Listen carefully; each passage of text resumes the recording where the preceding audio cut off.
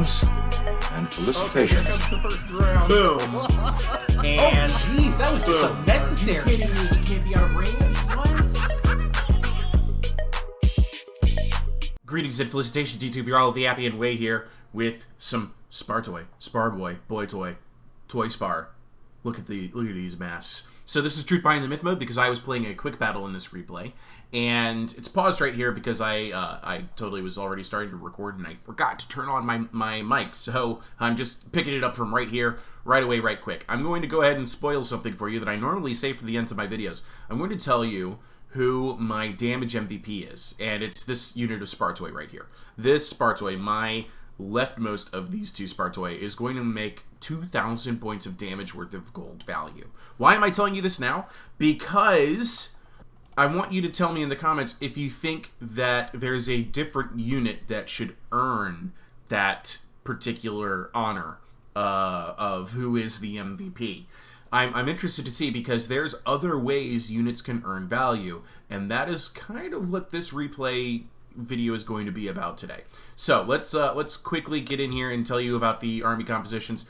My opponent is playing as Mycenae. He's brought 1,900 troops, very wide army, 19 units, with 4 militia, 4 keen slingers, 2 with 4 XP, 2 with 3 XP, 4 young spears. Agamemnon is in a chariot. There's a light swordsman out to either flank in a hidden position to screen his main corps, and he has hidden a pair of Agamemnon's companions and a pair of Agamemnon's guards. I've brought, as I've already shown you, 2 Spartoy, 3 club warriors nearby. All of these are hidden deployed. An Achaean slinger, 3 armored spearmen. I already have them in charge mode. A fighter vanquisher on foot to help me with divine challenges against heroes. And I've brought 2 Savage Centaur warriors and a Centaur champion. They're screening on foot. This is something I really wanted to try out. A unit of young spears. Did you know that heavy cavalry models like Savage Centaur warriors and Centaur champions have 600 mass and heavy chariots have 240 mass? What? My plan here was if I could embed an infantry unit, a light infantry unit inside heavy cavalry, I might be able to use them to effectively combat chariots because the Centaur warriors will stop those chariots. And then maybe the young spears can help you deal a little bit of extra damage against those chariots. My opponent didn't bring any chariots, so I won't get to find out today, but I'm curious to know if you've had similar experiences or if you want to try out builds like this. Now then, this is a battle of positioning. I love this map. This is one of my favorites. I can't remember the name of it off the top of my head, but it has these 3 rocky, impassable formations by a pair of mud pits ringed by trees. It is a very fantastic map, and positioning matters. So we're going to get into this fight here. I'm moving up my Achaean slingers. I know that he has 4. I don't care. The reason I bring Achaean slingers is to try and waste my opponent's resources in some way, shape, or form. So my Achaean slingers are pushing up here because I'm hoping I can get him to activate his slingers. Sure enough, this is a little bit of a back and forth. I see these slingers push up. I'm going to go ahead and pull mine back. I'm pushing buttons, trying to see what is going to make my opponent react to his position. What is going to make him want to maneuver? What is going to want to make him fight? So I'm going to go ahead and I'm going to start peeling back with my armored spearmen. Now, the question I get asked the most in competitive Troy Discord servers is, Appius, what's legal movement? Now, this is quick battle. This is not a competitive game. There's no expectation that either player needs to be engaged in the very important one unit must always be attacking rule. And that one unit must always be attacking rule has a lot of caveats and variations to it, okay? So, as I'm pushing up here with my Achaean slingers, that unit was engaged in that rule. But now it's falling back. But that's okay, because I have other units advancing, like my Spartoy, Club Warriors, and my Centaurs. I see what's happening out here, and I'm kind of thinking, alright, let me just get my Centaurs out here into a position to outflank my opponent. Oh, nope, he's pushing out his young spears. I'm going to go ahead and fall back a little bit, but I'm still pushing out here. Oh, hey, look at this. I found a light swordsman out on its own. My Spartoy are just going to go ahead and engage this right away. We all know how that's going to end. And I'm going to peel back with my club warriors so that they don't accidentally waste their javelins into that fight. Meanwhile, back over here, I notice, oh, hey, Agamemnon's kind of overextended. Maybe I could catch him if he's not paying attention. He definitely was. He's going to fall back towards the lateral movement of his young spears. This is fantastic maneuvering on his part to protect Agamemnon. And that forces me to pull back these guys. In the meantime, he's also given an attack order to this light swordsman. And I'm going to see them any second here. And when I do, you better believe I'm going to take my chances. One light swordsman is not a threat to centaurs. So here, I see them coming now. I've already chased off that light swordsman. I'm going to go ahead and turn in here. I'm going to go, alright, I'm going to just go ahead and quickly get these guys routing. My Spartoi are advancing. I'm holding my position out here.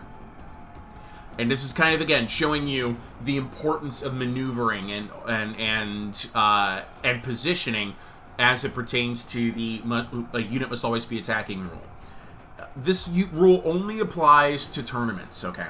And it basically states that you can't just sit there. You have to be engaged in the battle in some way, shape, or form. So there must always be at least one unit actively engaged in the battle. And what does that mean? That means moving, maneuvering. He doesn't know, I mean, he knows that I have stuff out here, but let's say the player didn't know I have stuff out here. If he was to move this militia around here like this, yeah, that accounts as at least one unit is always engaged. Something else that counts. As you notice, I'm starting to fall back here. I've moved up my Achaean slingers, and my slingers are now going to actively spend their ammo to try and kill this light swordsman, which my cavalry failed to rout for some reason. But because I'm actively spending ammunition, I'm counting as having at least one unit that is attacking, even though everything else is holding still or falling back. Now, what doesn't count as one unit always attacking? Single entity units do not count. So if I have a Cyclops or a Minotaur, and those are the only two things I'm attacking with, like if I'm only using my Cyclops boulders to skirmish with, that means I am not always attacking, and I am in breach of the rules, and if I was the ref, I would tell myself, hey, Appius, you must be attacking. You can't just do that with the Cyclops. You gotta be doing something else. Something else that matters, okay. Let's say if we're looking at this battlefield in this position, and let's pretend I don't have anything else going on over on the side. If I were to start maneuvering laterally, does that count? And that is very much conditional. It just depends. It really depends. You might have seen I was doing some lateral movement here with my armored spears, but that was advancing towards these young spears. Whereas over here, if I were to do lateral movement this way, yeah, I would say it counts because maybe I want to get more reinforcements out here to deal with this Agamemnon guard problem that I finally discovered. Look at the health damage I've already done to these guards from javelin volleys off these club warriors. I'm going to go ahead and fall back the club warriors slightly. I did get an outflanking position with this Spartoi. I've engaged it now with the Agamemnon's guards here, but I'm going to go ahead and kind of see how this plays out. In the meantime, I see that the slingers have gotten deep into the mud, and I'm going to push them with my centaurs, try and get in here. And it's once I get into the mud, I'm going, yeah, I don't really kind of want to be here. But they immediately turn around, so they must have been on skirmish mode, and I was under threat of taking some hefty damage here from slings. But he changes his mind. He's going to go ahead and pull them all the way back. Meanwhile, here's where the real fight is. The Spartoi are going to town with two of my opponent's extremely necessary units. He needs these guards and these companions if he's going to win this battle, and the Spartoi and club warriors are just tearing him apart. So this one's routing now, got that one handled. The other one's routing, got that one handled. I've won the battle on the left flank. I am steadily winning the battle on the right flank. I like my opponent's call here. He sees heavy armored spearmen coming. He's going to start falling back. And look at this. I found a way to use my Achaean slingers to actually provide damage in this battle, even though my opponent brought 4 of his own. He's going to activate his slingers to try and help deal with my club warriors. but he's also got his own militia in the way. I'm sure he's okay with this. Militia is an expendable unit. He doesn't need to care about them. But I'm starting to put pressure on his rear flank here now with my Spartan and Club Warriors, and this is going to force him to pull back his Agamemnon's companions. Well, I don't want him to get his Agamemnon's companions in this battle, so I'm going to maneuver my centaurs into the mud, and that little threat of motion from these centaur warriors was enough to stop his Agamemnon's companions and turn them around. And I realized right there, I'm like, oh, I have to keep threatening this. I'm going to get my centaurs real close, because meanwhile, look what's happening back here. The militia completely getting obliterated. They're now out of the match. All that's left now are the slingers and the tasty backsides of the companions. So I'm going to go ahead and get my centaurs out of there. I've already pinned these guys into place, and now my Spartoi are already into the backs of the Agamemnon's companions. And not only that, my slingers, they're contributing to this fight. I already have them opening fire out here. The rest of his slingers are routing. I've gotten the middle cleaned up. He continued to fall back out here. I got two of these guys lost me completely because of the speed on young spears. But you can see here, I've just gotten, I finally got an engagement, but it's the engagement he wanted. He routed my young spears. He's got my my armored spearmen here in a 3-to-1 scenario, 4-to-1 if Agamemnon had stuck around. But look at the health damage Agamemnon had taken. And I'm gonna go ahead and get my hero out here. And I've turned around my 2 armored spearmen. Gonna clean up this battle as well. And we could go back and just watch the carnage out here of this last remaining Agamemnon's companions. Whew, completely surrounded by club warriors and getting shot to all hell by Achaean slingers in the backs. Now those slings are not going to do much against the heavy armor of the Agamemnon's companions, but the Spartoi and cavalry and clubs, it's all going to pay its toll. Look at them drop. Look at him drop. Yeah. I love those club warriors. Fantastic unit in this game. Yeah, there fell another one. And so, as you can tell, this battle is pretty much done. The only thing that's still in this battle is I actually make it last a little longer on accident. I had my hero get in here, break that chariot, and then I immediately engaged him in a divine challenge. I didn't have to. If I was reading the battlefield a little bit better, I would have noticed that the army losses was going to force everything to rout. But I didn't see it happening quite in time, so I am going to get an epic duel here between Agamemnon and my fighter companion. Agamemnon, though, with half health because he was in that chariot. Let's go ahead and just watch this fight here. Here we go. Enjoy the show. So, my question to you. With all of that maneuvering that was involved, are the Spartoi actually the MVPs of this fight? Or is it somebody else? Is it possibly the slingers? Is it possibly the centaurs for their positioning? The centaurs did not earn a lot of points at all. Was it the club warriors for being available in that final stage of the fight and using their javelins? Was it his light swordsman for tanking out a battle on my cavalry flank for as long as it did? There's a lot to think about, and I'm very curious to know who you think, which unit actually deserves MVP marks in this. And also, I wanted to hear your thoughts on the must always be attacking rule, okay? Let's go ahead and look at some of the end battle results here. A lot of triple-digit numbers here, especially in my 2 Savage Centaur Warriors. But how much did they actually earn?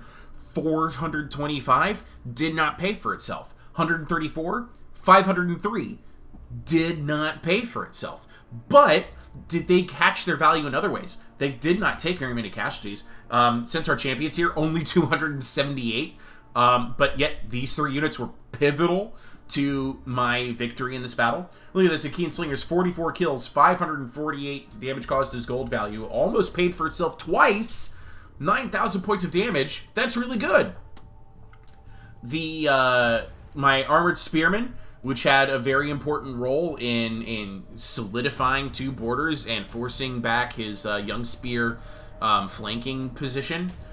Look at this, 255. 11 damage caused as gold value, but 8 kills? What?